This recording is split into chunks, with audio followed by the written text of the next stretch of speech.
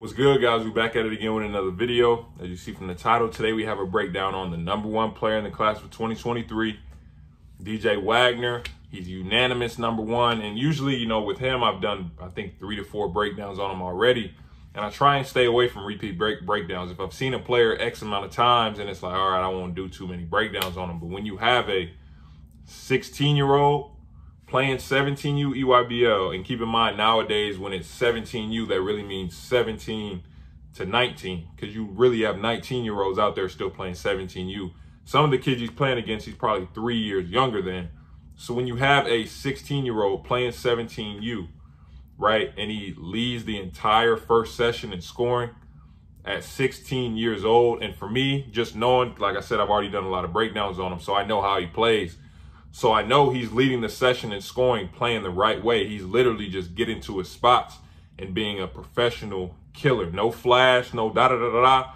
No, this is why I'm saying, all right, I have to come with this one, even for the younger players who might not be as athletic, or, they might not be as fast or can jump as high. This is what it looks like when it's just skill.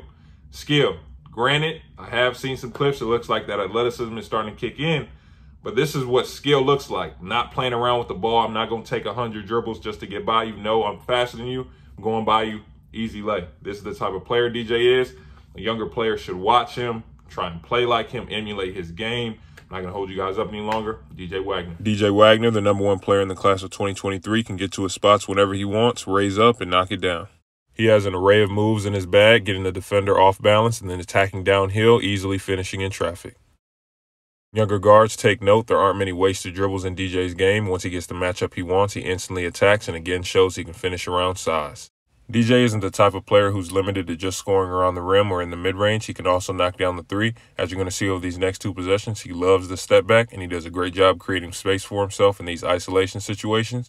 But he can also knock down the 3 when given the opportunity and catch and shoot. Coming downhill is extremely dangerous, as he can change direction at a moment's notice. All he needs is a sliver of space to get by you, and he can finish with either hand in traffic. Extremely tough play here. They tried to show DJ a double in the backcourt. It doesn't matter, and he continues to keep the ball, get downhill, and finish with a strong N1. Keep in mind, this is a 16-year-old whose athleticism is starting to kick in, so bodies like these are going to start to become more and more normal as DJ starts to get older. A complete killer in ISO situations. Again, not many wasted dribbles, just get into a spot, creating space and knocking it down. Whether it's against man or zone, DJ will find a way to score, as you can see here, getting to a spot in the mid-range or carving up the defense, finding the gaps, attacking downhill, using great footwork to get the lay. Great players make playing basketball look extremely simple, and that's the name of DJ's game, just knowing where his spots are and getting there. You can see here, he recognized how aggressive his defender was being on his initial drive and got off the ball. By the time it came back, he remembered exactly how aggressive his defender was being, so knew to pump fake, get him up in the air so he can get by him and get to a floater. However you want it, layups, floaters, mid-range, or the 3, count it. Okay, so like I said in the beginning, when I said that this is a 16-year-old playing 17U against 17 and 19-year-olds, that was not a joke. Nowadays, they actually have 19-year-olds playing AAU because of reclass and things like that. But with DJ's situation, this is a 16-year-old. This is a 16-year-old. 16-year-old. He's still 16. He's going to graduate at 17. So he could have reclassed. For most reclasses, kids in situations like that, when they're young, when they're younger than the rest of their class, they end up reclassing. They're usually not the #1 player in the entire class and then lead the entire EYBL session in scoring. Like I've said before in my AAU circuit video, if you haven't seen that, go check it out. Like, EYBL is the best circuit. Out of the 3, it's the best. That's where you're going to find your top of the class, your McDonald's All-Americans, the most top 100 players. They're usually coming from the EYBL. Iron sharpens iron, and he's seen these guys day in and day out. And with DJ, he's the type of player that you see him all over social media, but he doesn't really have that social media presence, right? For all the other kids in the class and other classes, you see him all over social media. He isn't that type of kid.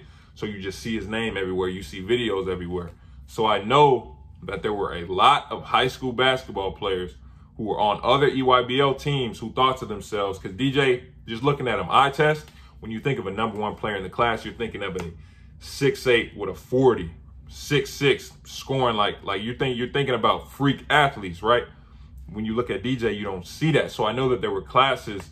I mean, there were players coming into the EYBL circuit this weekend thinking, okay, DJ Wagner, bro, he's not even all that.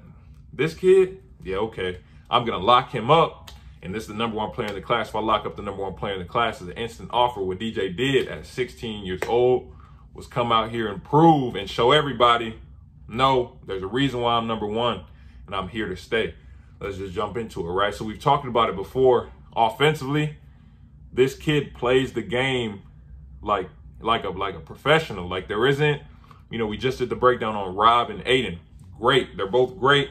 They got flash, they got all this. They can hit you with 100 moves and get by you like with ease. They got all that. DJ isn't flashy, and that's part of the reason why a lot of people don't like him is you want to see your #1 player dunk on everybody. You want to see the #1 player shoot some side step fade away from half. You want to see him do some crazy things. You don't want to see him come off a pick and roll at his own pace and just finish with his left hand in traffic. You don't want to see him come off a pick and roll. Okay, the big doesn't step up. I'm just gonna shoot it. Another pick and roll. The guard wants to go under the screen. I'm just gonna shoot the 3. You don't really want to see that. You want to see the flash, but at the same time, he can also score in ISO situations. You saw. You get him in an ISO, he'll hit you with 1, 2, 3, but after that, guess what? He's created enough space to get a shot off. That's the difference between him and a lot of other players in the class. He doesn't waste any dribbles. Every dribble he has is to get somewhere. For guards, watch him play. Every dribble he has is either to set you up, get you off balance, or he's coming downhill at you just to create space for a shot and finish out the rim.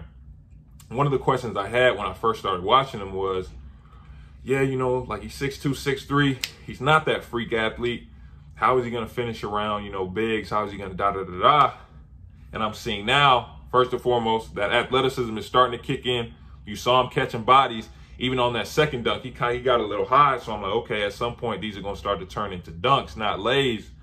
But either way, in the 5-on-5 setting, you're seeing with bigger players, he knows how to go around them, finish around them. He knows how to do that. And he knows how to get to his floater. For a lot of the smaller guards, I said it in my Tyler Eulis breakdown I did a while ago. For smaller guards, having that floater is, especially if you're not a freak athlete, can jump over people, having that floater is big. Because I don't have to go all the way in the paint if I can just hit this. I can't count how many times within those 4 games, because those clips are from the 4 games from this weekend, that I saw him literally just stop, get to a floater. Easy, just get to a floater, and it was automatic. He can get to his mid-range whenever he wants. You put him in a zone, he can still get to his mid-range, knock it down whenever. From 3, he shows he can knock that down, not only in catch and shoot situations, but also off the dribble. He loves that step back. He creates a lot of space with that step back, especially in isolation situations, right? But all in all, for DJ's game, like I've said it before, there's one thing that I've seen that all players that end up becoming pros have in common, from playing with Zion to playing against Colin Sexton since middle school, to playing with Brandon Goodwin at Gulf Coast, to playing against how many pros in AAU or wherever I was at throughout my career. One thing that they always had in common is, I said it in the breakdown, like they will make the game look extremely simple, right? So with Zion, everyone sees the dunks, they see all that, and you would think, oh yeah, all Zion does is dunk. Everybody saw the highlights. What I saw is he gets an ISO and he just does a tween cross and gets to his left hand, or he gets an in and out and just gets to an easy layup, or he easily just takes a 1 dribble pull up in the middle of the paint. Like simple plays. Everyone sees the highlights, but what they don't see is those simple plays that add up to him getting 30s and 40s. It's part of the reason why he's in the league now. Same thing with DJ. It just looks extremely simple. No one's speeding him up. No one's making him do what he doesn't want to do. He's getting wherever he wants to. There's one thing I will say. He's a Clipper, though. When I say he's a Clipper, that means he is going to get his shots up. He's going to get his shots up. He led the session in scoring, but I haven't seen the stats, but I know he had to be, in terms of shot attempts for the session, at least he had to be in that top 5, top 10, because he's going to get his shot. He's getting his shots off. That's not a bad thing. That just means like he has no conscience with it. He really has a short-term memory. He does not care what happened on the last 20. He doesn't care if he missed the last 20 shots. He's coming to shoot 20 more, and he's going to get the win. His winning translates. He wins at Camden. He wins with the Scholars. The way he plays translates to wins. There's only one other player that I've seen just killer like that. Don't matter if I miss, I'm still coming, and that's Colin. was always like that. Colin Sexton was always like that, coming at you. Don't matter if I miss the last 5, I'm going to make the next 5. I'm going to tell you about it. Like real killers. Real killers. DJ's like that. He's nonstop. Every time he touches that ball, he's going to look to score first. He'll get his other teammates involved, but he's going to look to score first. He's going to have the ball in his hands. And more times than not, he's going to make the correct decision. Like, share, subscribe, turn on post notifications. Appreciate you guys watching. Remember, if you want the one-on-one evaluations, subscriber breakdowns, go on the channel like these. Hit the website. Always say appreciate you guys watching. I'll see you next time with the next video.